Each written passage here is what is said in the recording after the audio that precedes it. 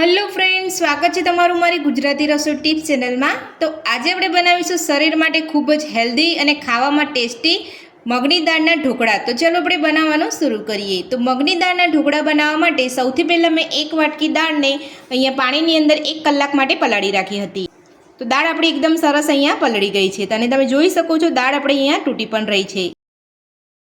તો હવે આપણે તેની અંદર 1 વાટકી સોજી ઉમેરીશું, 1 વાટકી દહીં ઉમેરીશું,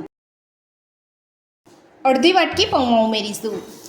તો આપણે અહીંયા જાડા પૌવાનો ઉપયોગ કર્યો છે। અહીંયા આપણે ઢોકળા બનાવવા માટે આ જ પૌવાનો ઉપયોગ કરવાનો છે, તો તમારા ઢોકળા એકદમ સરસ બનશે। તો હવે આપણે બધું સરસ મિક્સ કરી લઈશું। તો બધું જ આપણે અહીંયા સરસ મિક્સ કરી લીધું છે। તો હવે આપણે તેની અંદર 2 થી 3 ચમચી જેટલું પાણી ઉમેરીશું। પાણી ઉમેર્યા પછી આપણે બધું સરસ મિક્સ કરી લઈશું। તો પાણી ઉમેરીને પણ આપણે અહીંયા બધું સરસ મિક્સ કરી લીધું છે। તો હવે આપણે તેને ઢાંકીને 10 મિનિટ માટે રહેવા દઈશું। તો અહીંયા ઢાંક્યા પછી 10 મિનિટ જેટલો સમય થઈ ગયો છે। તો હવે આપણે ચેક કરી લઈશું। તો આપણો સોજી અને પૌવા જે ઉમેર્યા હતા તે એકદમ સરસ રીતે અહીંયા ફૂલી ગયા છે। તો હવે આપણે બધું જ મિક્સર જારની અંદર લઈ લઈશું।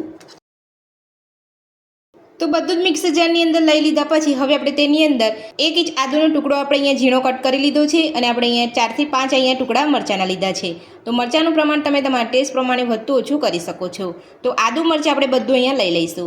સાથે નાની અડધી ચમચી જેટલો હળદર પાવડર ઉમેરીશું, સ્વાદ પ્રમાણે મીઠું ઉમેરીશું, થોડું પાણી ઉમેરીશું। મિક્સર જારનું ઢાંકણ બંધ કરી અને બધું સરસ પીસી લઈશું। તો બધું જ આપણે અહીંયા પીસી લીધું છે। તો હવે આપણે ચેક કરી લઈશું। તો આ રીતનું આપણે અહીંયા પીસવાનું છે, વધારે પડતું આપણે અહીંયા ઢીલું નથી રાખવાનું। તો હવે આપણે એક વાસણની અંદર કાઢી લઈશું। તો બધું જ ખીરું આપણે એક વાસણની અંદર લઈ લીધું છે। તો હવે આપણે તેની અંદર 2 થી 3 ચપટી જેટલો બેકિંગ સોડા ઉમેરીશું, સાથે જ 1 ચમચી તેલ ઉમેરીશું। બધું સરસ મિક્સ કરી લઈશું। તો સોડા ઉમેર્યા પછી તમારે ખીરુંને એકદમ સરસ રીતે અહીંયા મિક્સ કરવાનું છે, આ રીતે। તો સોડા બધું જ ખીરાની અંદર ભળી જાય। તો બેકિંગ સોડા અને તેલ ઉમેરીને આપણે અહીંયા બધું સરસ મિક્સ કરી લીધું છે અને આપણું ખીરું અહીંયા ફૂલી ગયું છે। તો હવે આપણે ખીરામાંથી ઢોકળા બનાવીશું। તો ઢોકળા બનાવતા પહેલાં તમે જોઈ શકો છો કુકરની અંદર આપણે પહેલેથી જ પાણી ગરમ કરવા મૂકી દીધું હતું। તો પાણી આપણું અહીંયા થોડું ગરમ થઈ ગયું છે અને આપણે અહીંયા એક લીંબુનો ટુકડો પણ નાખ્યો છે। તો જો તમે પાણીની અંદર આ રીતે લીંબુનો ટુકડો નાખશો તો તમારું કુકર કાળું નહીં પડે। તો હવે આપણે પાણીને ઢાંકીને રહેવા દઈશું, ત્યાં સુધી આપણે ડીશને ગ્રીસ કરી અને ખીરું લઈ લઈશું, એટલે ગરમ પાણી આપણું એકદમ સરસ રીતે થઈ જશે। તો ઢોકળા બનાવવા માટે મેં અહીંયા ઢોકળાની ડીશ લીધી છે। તો હવે આપણે તેને તેલથી ગ્રીસ કરી લઈશું। તો ઢોકળાની ડીશની અંદર આપણે અહીંયા તેલ લગાવી લીધું છે। તો હવે આપણે તેની અંદર ખીરું લઈ લઈશું। તો ડીશની અંદર ખીરું લઈ લીધા પછી હવે આપણે તેને હલાવીને થોડું સેટ કરી લઈશું। તો ડીશની અંદર ખીરું લઈ લીધા પછી હવે આપણે તેની ઉપર લાલ મરચું ભભરાવીશું। તો કુકરમાં પાણી ગરમ થઈ ગયું છે। તો હવે આપણે ડીશને કુકરમાં મૂકી દઈશું। તો હવે આપણે ઢાંકણ ઢાંકીને ગેસની ફૂલ ફ્લેમ પર 10 મિનિટ માટે ઢોકળાને કૂક થવા દઈશું।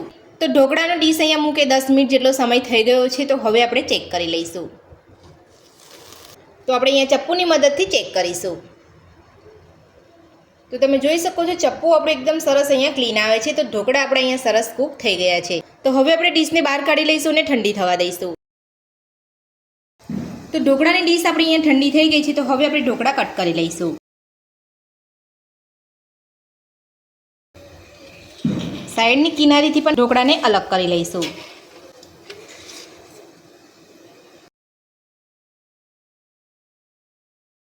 તો તમે જોઈ શકો છો એકદમ જાળીદાર અને પોચા ઢોકળા બન્યા છે। તો હવે આપણે ઢોકળાનો વઘાર તૈયાર કરીશું। તો ઢોકળાનો વઘાર કરવા માટે મેં અહીંયા એક વઘાર્યું રાખ્યું છે, તેની અંદર આપણે 2 ચમચી તેલ ઉમેરીશું। તો જ્યારે પણ ઢોકળા બનાવો ત્યારે તમારે આ રીતે સિંગ તેલનો ઉપયોગ કરવાનો છે। જો તમે ઢોકળાની અંદર સિંગ તેલનો ઉપયોગ કરશો તો તમારા ઢોકળા એકદમ ટેસ્ટી લાગશે। તો હવે આપણે તેલને ગરમ થવા દઈશું। તો તેલ આપણું અહીંયા સરસ ગરમ થઈ ગયું છે। તો હવે આપણે ગેસની ફ્લેમ બંધ કરી દઈશું અને નાની અડધી ચમચી આપણે રાઈ ઉમેરીશું, અડધી ચમચી જેટલા સફેદ તલ ઉમેરીશું, સાથે જ આપણે અહીંયા લીલું મરચું ઉમેરીશું। તો વઘાર આપણો અહીંયા સરસ થઈ ગયો છે। તો હવે આપણે વઘારને ઢોકળા ઉપર રેડી લઈશું। તો વઘાર આપણે અહીંયા ઢોકળા ઉપર રેડી લીધો છે. તો હવે આપણે તેની ઉપર ઝીણા સમારેલા લીલા ધાણા ભભરાવીશું. તો મગની દાળના ઢોકળા બનીને તૈયાર છે અને તમે જોઈ શકો છો દેખાવમાં પણ એકદમ સરસ બન્યા છે. તો તમે જોઈ શકો છો એકદમ સોફ્ટ આપણા ઢોકળા બન્યા છે. તો મગની દાળના ઢોકળા બનાવવાની રીત તમને મારી કેવી લાગે મને કોમેન્ટ બોક્સમાં કોમેન્ટ કરીને જરૂરથી જણાવજો. અને મારી આ રીતે તમે મગની દાળના ઢોકળા બનાવવાનું ઘરે એકવાર જરૂરથી ટ્રાય કરજો. આજની રેસીપી પસંદ આવી હોય તો વિડીયોને લાઇક કરજો, ચેનલને સબસ્ક્રાઇબ કરજો, તમારા મિત્રોને જરૂરથી શેર કરજો. Thank you.